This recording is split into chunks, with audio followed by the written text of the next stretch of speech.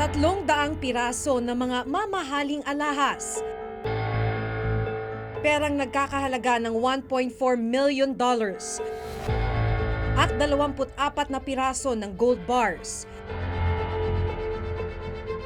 Ito ang dala ng pamilya Marcos nang lisanin nila ang bansa noong 1986. Ayon sa record na nakumpiska ng US Customs sa Hawaii. Iba't ibang arian rin ng pamilya Marcos ang nabawi ng pamahalaan ng Pilipinas. Ang ill-gotten wealth ay yung yaman na nakukuha ng isang tao na ginagamit ang kabambayan o kumbaga pera ng ating pamahalaan. Sa inilabas na report ng Transparency International Global Corruption noong taon 2004, kasama si dating Pangulong Marcos sa listahan ng World's Most Corrupt Leaders na nagkamal umano ng 5 hanggang 10 bilyong dolyar. Tulad ng sinasabing nakaw na yaman,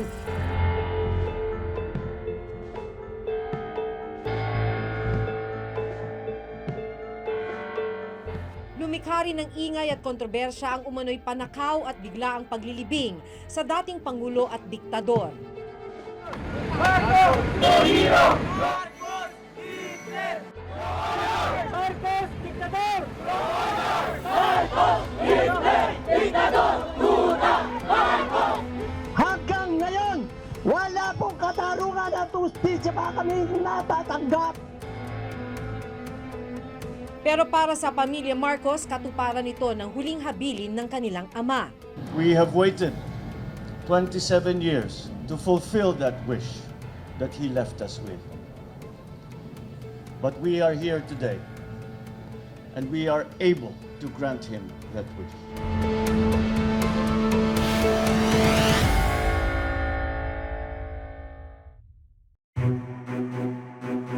Ang mga alahas na ito ni Imelda Marcos na nasa pangangalaga ng Bangko Sentral ng Pilipinas, nagpapakita kung gaano kaluho at kagarbo ang pamumuhay ng mga Marcos. Nailagay pa nga sa diksyonaryo ang salitang emeldific na ang ibig sabihin ay ostentatiously extravagant.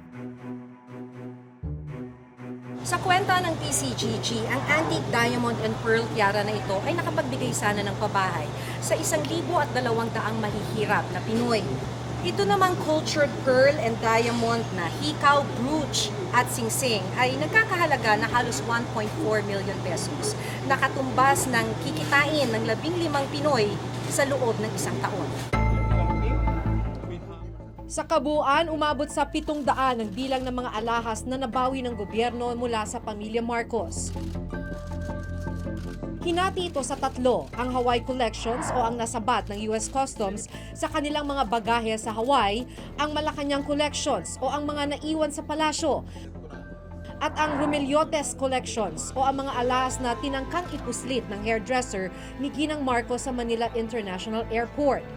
Ang halaga ng mga alahas umabot sa $21 million o nasa 1 billion pesos.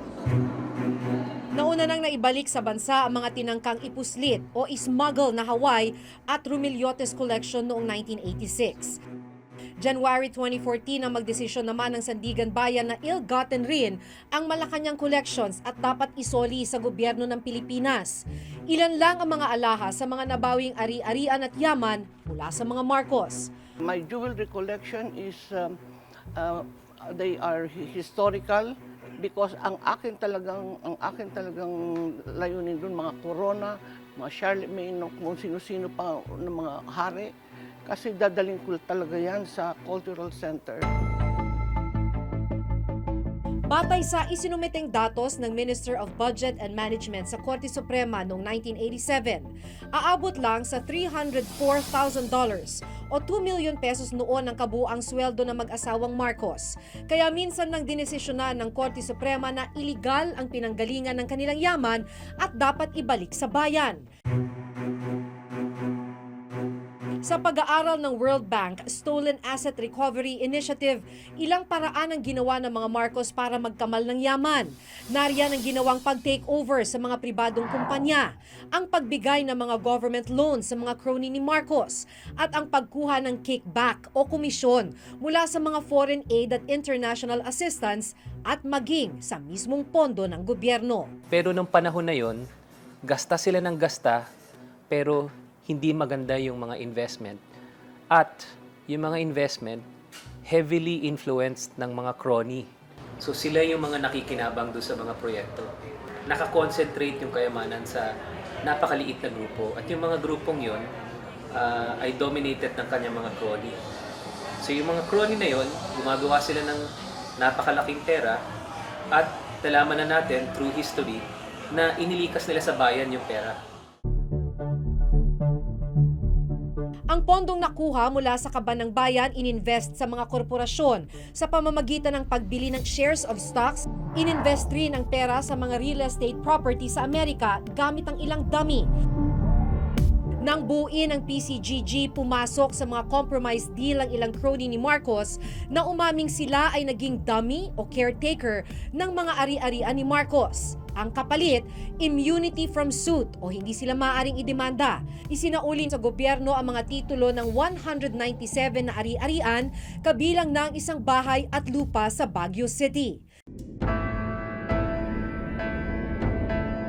Ang old mansion sa Baguio City na nabawi at naibenta ng PCGG sa halagang 160 million pesos, pag-aari na ito ngayon ng isang bangko. Ibinalik rin sa gobyerno ang iba pang ari-arian sa Parañaque, Mandaluyong at Antipolo. Bukod sa ilang mga property dito sa Pilipinas, ay pinakikita rin dito sa website ng PCGG ang ilang mga ari-arian di umano ng mga Marcos sa Amerika, gaya na lamang nitong Olympic Tower Apartments sa Manhattan, New York, itong isang gusali sa Herald Center Broadway sa New York din, at kabilang dito ang isang gusali sa 40 Wall Street na building dati na ngayon ay kilala bilang Trump Tower sa New York. Kabilang din dito ang isa pang property sa Madison Avenue at isa pang property din sa Long Island sa bahagi pa rin ng New York. At ilan lamang ito sa mga hinahabol o nahabol na ng PCGG. Ang ilang bahagi ng yaman palihim na nailipat sa iba't ibang bank accounts sa ibang bansa gamit ang mga pseudonym o pekeng pangalan.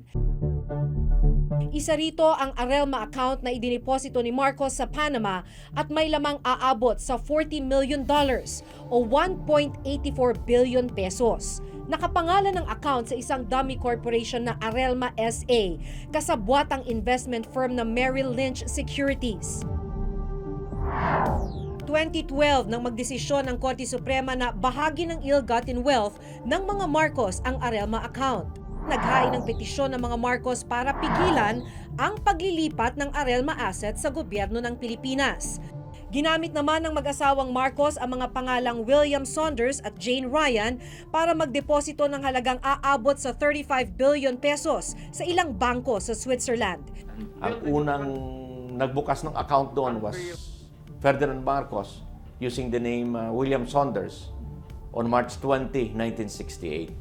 Hindi nagpapatalo si Imelda. The following day, March 21, 1968, nagbukas din siya ng sariling account niya sa pangalan naman ni Jane Ryan. Idiniposito ang pera sa pamamagitan ng ilang dummy foundation. 1990 nang magdesisyon ng Swiss Federal Supreme Court na iligal ang pinanggalingan ng perang nakadeposito sa mga Swiss account.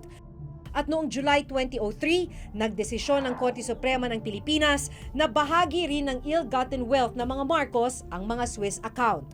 Ang sabi ng Korte, sang-ayon ng desisyon sa RA 1379 na nagtatakdang kapag ang yaman ng isang opisyal ng gobyerno ay higit sa kanyang sweldo at iba pang lehitimong pinagkukunan ng yaman, idedeklara itong iligal ang pinanggalingan. Kaya sang-ayon sa desisyon ng Swiss Federal Supreme Court at ng Philippine Supreme Court, ibinalik ng Swiss banks ang halagang 35 billion pesos sa gobyerno ng Pilipinas. Mula 1986 hanggang 2013, mahigit 3 bilyong dolyar o nasa 170 billion pesos na ang nabawi ng PCGG mula sa mga idineklarang ill-gotten wealth ng mga Marcos.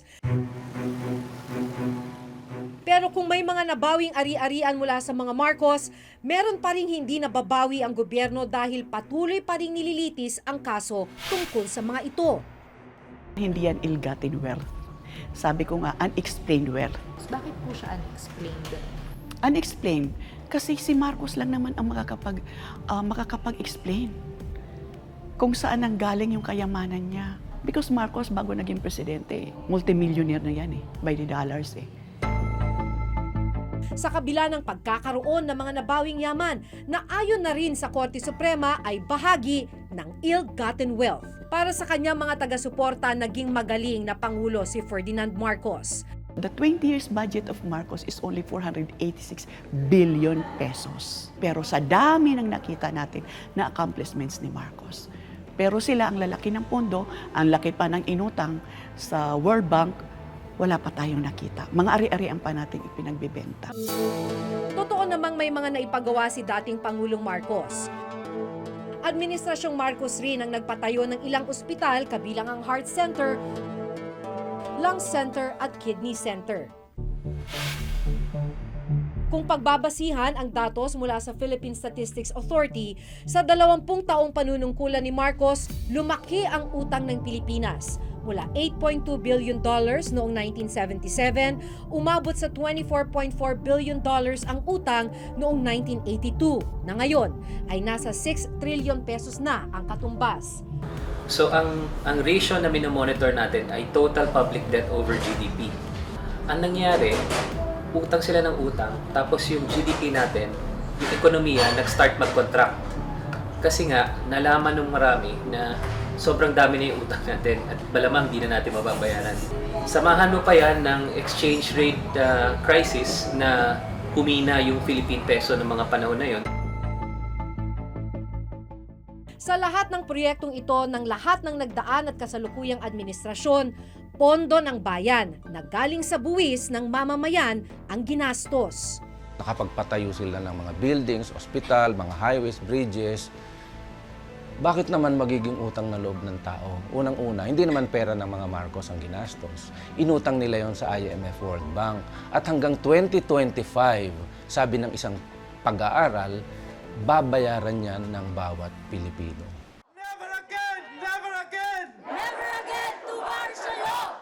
Marami sa mga nagrarally dito ngayon ay mga college students, mga millennials kung tawagin. Kaya ibig sabihin lang nun ay hindi pa sila nabubuhay nang ideklara ang martial law.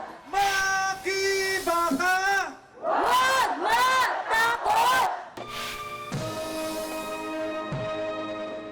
Hindi apology yung sinasabi ko. Sa akin talaga, forgiveness na lang sa lahat ng nakalipas. Yun ang pinaka-importante, yung paghihilom at pagkakaisa. Matapos ang paglibing kay dating Pangulong Marcos sa libingan ng mga bayani noong November 18, kabi-kabila ang ginawang protesta. Never again! Never again! Never again to martial law! Marami sa mga nagrarally dito ngayon ay mga college students, mga millennials kung tawagin. Kaya ibig sabihin lang nun ay hindi pa sila nabubuhay nang ideklara ang martial law. Makibaka! Huwag matakot! Marcos Hitler! Diktador tuta! Unang-una po kasi, hindi po tama na yung kasaysayan ay nire-revise po. So, yun po kasi nangyayari ngayon. So, ipaglalaban po yun hanggang ngayon para sa mga future generations po. Never again! Never again! Kahapon, Bonifacio Day muling nagdaos ng protesta sa harapan naman ng People Power Monument sa EDSA.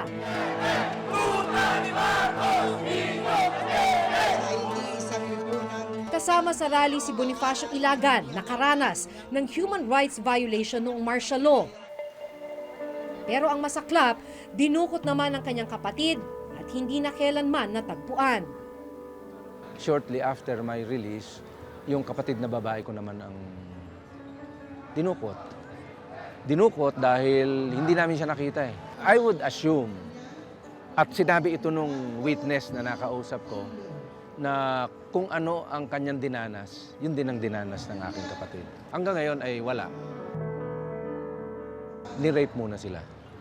Sa kasalukuyan, umabot na sa mahigit 170 bilyong pisong halaga ng na-recover na ill-gotten wealth ng PCGG sa bisa ng Republic Act 10368 o Human Rights Victims Reparation and Recognition Act of 2013. Binuo ang Human Rights Victims Claims Board na layong tulungan ang mga mapapatunayang biktima ng martial law. 10 bilyong piso mula sa na-recover na yaman ang dapat maibigay sa mga biktima. Nauna nang nakatanggap ng tig $1,000 o mahigit 43,000 piso ang 7,526 na biktima ng human rights violation nung martial law. Ayon sa batas, kailangan pag-aralang mabuti, evidence-based, kasi 75,730 yung nag-apply. More or less 40 final decisions bawat araw. Meron bang husgado sa buong Pilipinas na nakakasulat ng 40 desisyon sa isang araw? Ang target namin bago mag-2018 sana mapamigay na namin. At hihimlay kaming mapayapa sapagkat alam namin na ang pakikibaka ay inyong ipagpapatuloy. Isa si Bonifacio Ilagan sa mga naghihintay pa rin na mabigyan ng danyos dahil sa sinapit niya nung martial law. Ang higit na nakararami ng mga biktima ay mahihirap. At yung kaunting matatanggap nila ay malaking tulong sa kanilang pagpapagamot, sa kanilang pagpapagaling. Hindi naman iyayaman ng mga biktima ang kaunting pera. At yun ay token gesture. Pero wala. Ang claims board ay hindi ko maintindihan kung bakit nagtatagal. Sabi nila sa dami daw ng applicant, 75,000 at least. Pero noon namang tinanggap nila ang trabaho, they should have known na sa dami ng naging biktima ng martial law, ganun katindi ang magiging trabaho nila. Kung tutuusin, mas mapapadali sana ang proseso ng pagbibigay ng pinansyal na tulong sa mga biktima. Pero ang tulong na dapat sana'y ibibigay na, hinaharang raw ng mga Marcos. Dapat lang. Kasi unang-una, sino ba ang mga ito? Ito yung mga komunista, mga leftist, mga aktivista na gusto magpabagsak sa gobyerno ni Marcos. Para sa maraming martial law victims, hindi pa rin nawawakasan ang kanilang paghabol ng hustisya. Marami sa kanila ni hindi pa nga nabibigyan ng danyos. Pero ang pamilya Marcos, minsan nang sinabing kailangan ng mag-move on. At sa kasalukuyan, muli silang nakapwesto sa kapangyarihan. Si Aimee bilang governor ng Ilocos Norte, si dating unang ginang Imelda Marcos bilang kinatawan ng ikalawang distrito ng Ilocos Norte, at ang dating senador na si Bongbong Marcos na tumakbo rin bilang vice-presidente. Kung sisilipin naman ang kanilang Statement of Assets, Liabilities and Net Worth o SALN, kay Aimee Marcos mula sa 10.7 million pesos noong 2010, umakyat sa 27.9 million pesos noong 2011. Bigumang mahalal bilang pangalawang pangulo si dating Senator Bongbong Marcos nitong nakarang eleksyon. Siya naman ang pinakamayaman sa 6 na tumakbong kandidato sa isinumiti ni Bongbong Marcos sa SALN mula taong 2008. Kapansin-pansin rin ang pagtaas ng kanyang net worth na dumoble sa nakalipas lang na 6 na taon.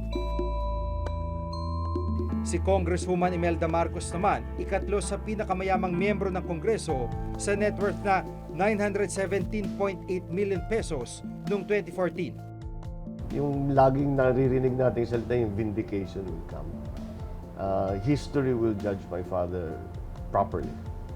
Not like those who have a political interest or a political agenda. Hindi sila dapat ang magsasabi sa atin kung ano ba talagang nangyari. Dahil marami tayong nakikita at naririnig na parang iba ang kanilang pag-alala sa ating kasaysayan.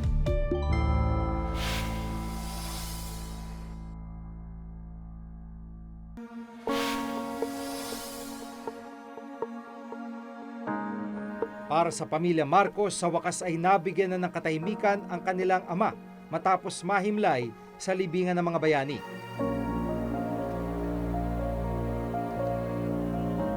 Pero para sa mga biktima ng martial law, huwag sanang mailibing sa limot ang kanilang mga pinagdaanan. Hanggang sa susunod na Huwebes, ako si Maki Pulido. Ako si Giga Manikad at itong bagong dekada ng Reporter's Notebook.